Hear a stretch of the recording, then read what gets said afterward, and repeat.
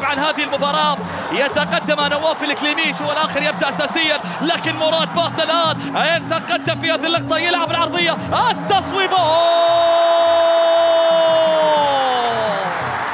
لا لا لا لا لا لا لا، أي طوفان أزرق هنا في الأحساء، أي طوفان أزرق هنا للنموذجي.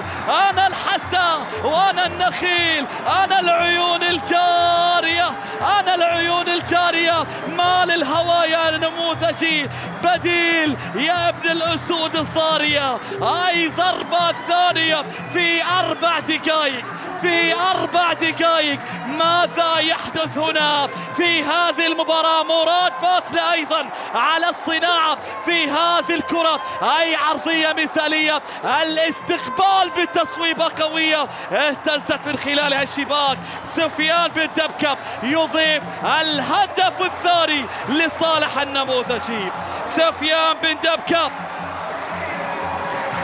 يضيف الثاني لصالح النموذجي. جوميز بفرحة ثانية مستحقة، الجزائري يضيف الهدف الثاني بعد هدف الأرجنتيني ماتياس فرغاس. فريق هذا